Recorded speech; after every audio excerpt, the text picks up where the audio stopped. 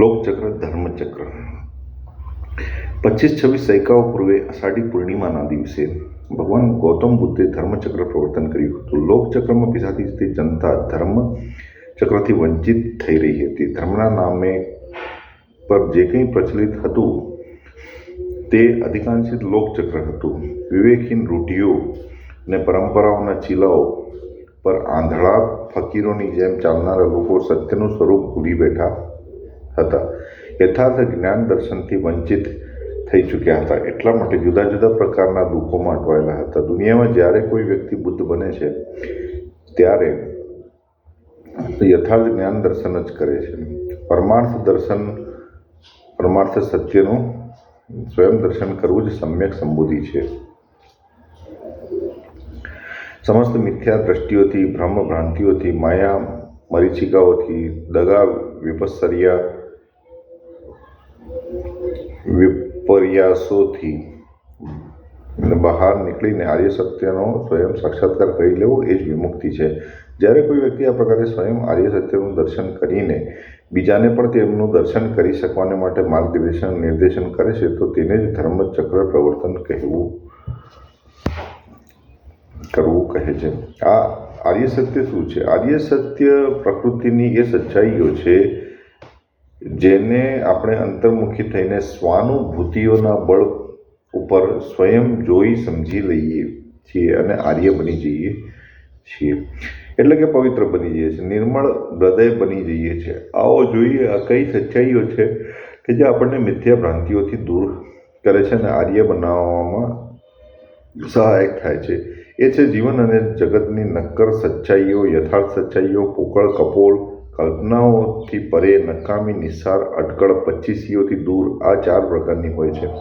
આપણે સારી રીતે જાણી લઈએ કે એક આ દુઃખ છે, બીજું આ દુઃખનું મૂળભૂત કારણ છે, ત્રીજું આ દુઃખનું નિવારણ છે અને ચોથું આ દુઃખ નિવારવાનો માર્ગ છે. બીજા શબ્દોમાં કહીએ તો આપણે સારી રીતે જાણી લઈએ છીએ કે આ આપણો રોગ છે અને આ રોગનું નિદાન છે, આ રોગનું નિવારણ છે, આ નિવારણની દવા છે. આ મેલ છે, આ મેલનું ચોંટવું છે, આ મેલનું છૂટવું છે અને આ છે મેલ કાઢવાનો સાબુ.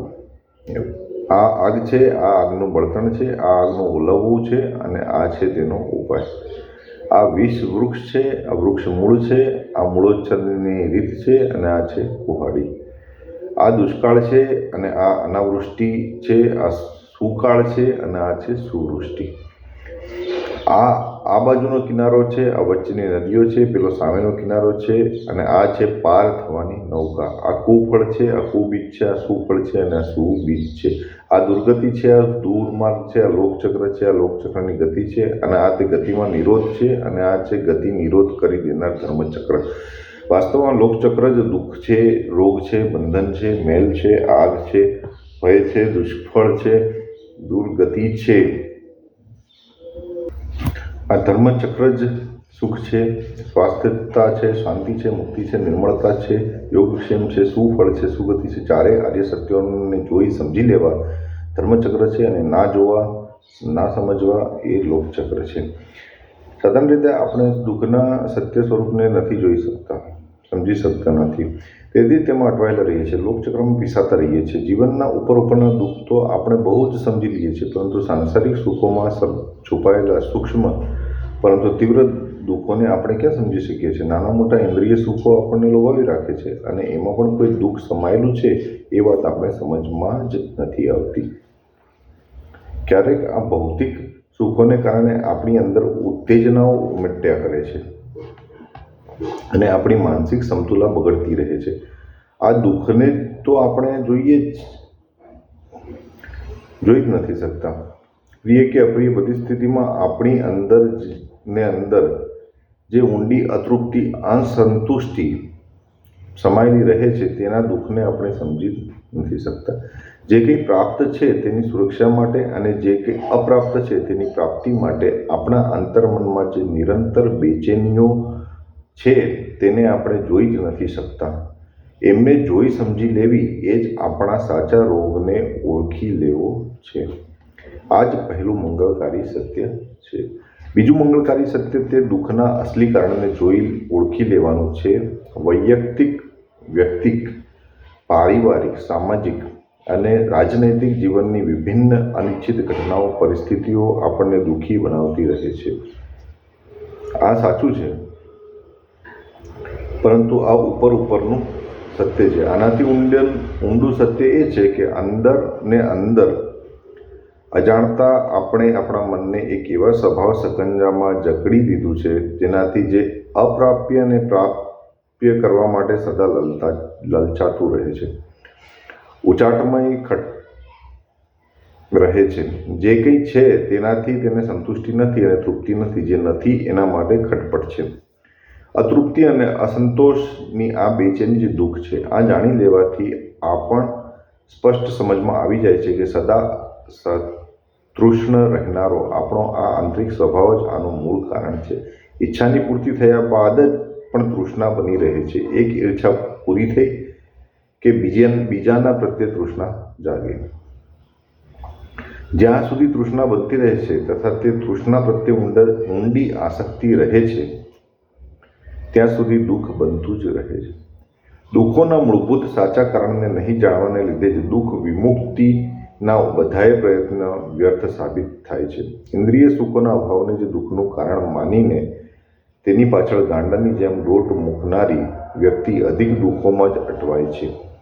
કોઈ સર્વશક્તિમાન અદૃશ્ય પ્રાણીને દુઃખોનું કારણ માનીને તેને ખુશ કરવાના ચક્કરમાં પડનારી વ્યક્તિ દુઃખોમાં જ વધારે અટવાય છે. આથી દુઃખના સાચા કારણને જાણી લેવું એ જ વાસ્તવિક મંગલમય સચ્ચાઈ છે. આ દુઃખ છે, આ દુઃખનું કારણ છે.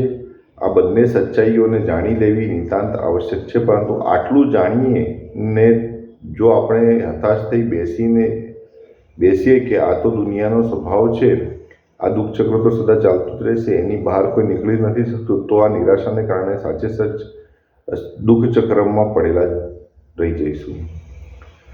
ધર્મચક્ર દુઃખ અને સુખના સાચા કારણને જાણીને તેના નિવારણ પ્રત્યે આસ્થા પેદા કરે છે.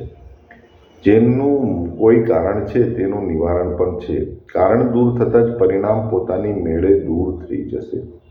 આશાઓથી પરિપૂર્ણ આ ત્રીજી સચ્ચાઈ છે. કારણના નિવારણથી દુઃખ દૂર થશે.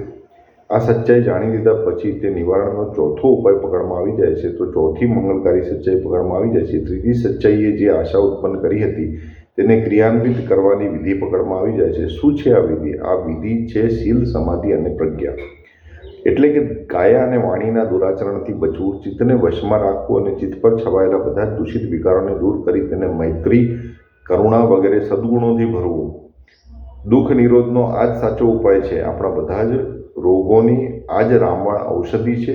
આ જ તે માર્ગ છે જે રાજમાર્ગ કહેવાય અને જેના પર ચાલીને આપણે આપણી અંદર સમાયેલા બધા જ દુઃખોની જનની સ્વરૂપ આ તૃષ્ણાજન્ય આસક્તિને મૂળમાંથી નાશ કરવામાં સર્વથા સમર્થ હોઈએ છીએ. આ જ મંગલકારી ચોથી સચ્ચાઈ છે. આ ચારેય મંગલકારી સચ્ચાઈઓને જાણી લેવી, ચિંતન મનન દ્વારા સારી રીતે સમજી લેવી તે સારું છે. કારણ કે જાણવું, સમજવું તો પહેલું પગલું છે. પરંતુ જો આપણે બૌદ્ધિક સ્તરે જાણવા સમજવાને જ બધું જ માની લઈશું તો એક વધુ ગાંઠપણના શિકાર બની જઈશું. તે તો ખાલી બુદ્ધિ વિલાસ જ હશે, જે આપણા કશા લાભનો નથી. જાણી સમજીને તેને અમલમાં લાવવો એ જ આપણા માટે કલ્યાણકારક છે. રોગ જાણી લીધો, તેને દૂર કરવા દવા પણ જાણી લીધી, પરંતુ તે દવાનું સેવન ના કર્યું તો આ બધું જાણવું નિરર્થક થયું. માટે આ ચારેય આર્ય સત્યનો સાચો સાક્ષાત્કાર તે જ કરે છે જે બુદ્ધિ વિલાસના ચક્કરથી બહાર નીકળે છે. અન્યથા તો લોકચક્રમાં જ અટવાયેલો રહે છે. ધર્મચક્રથી લાભાન્વિત થઈ શકતો નથી.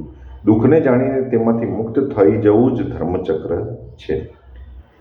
દુઃખ નિરોધને માટે શીલ, સમાધિ અને પ્રજ્ઞાની સરળ વિધિને જાણીને તેનો પૂરી રીતે અભ્યાસ કરી લેવો જ ધર્મચક્ર છે. આ જ મંગળ મૂળ છે. આમ ના હોય તો આપણે લોકચક્ર અને લોકચક્રમાં જ અટવાયેલા રહી જઈશું. દુઃખચક્ર અને દુઃખચક્રમાં જ પીસાતા થઈ રહી જઈશું. આપણું સૌભાગ્ય છે કે આપણને આ કલ્યાણકારી વિધિ પ્રાપ્ત થઈ છે. આપણે તેના અભ્યાસ દ્વારા લોકચક્રના દુઃખોથી બહાર નીકળીને અને ધર્મચક્ર પર સ્થાપિત થઈને આપણું કલ્યાણ સાધીએ, આપણું મંગળ સાધીએ.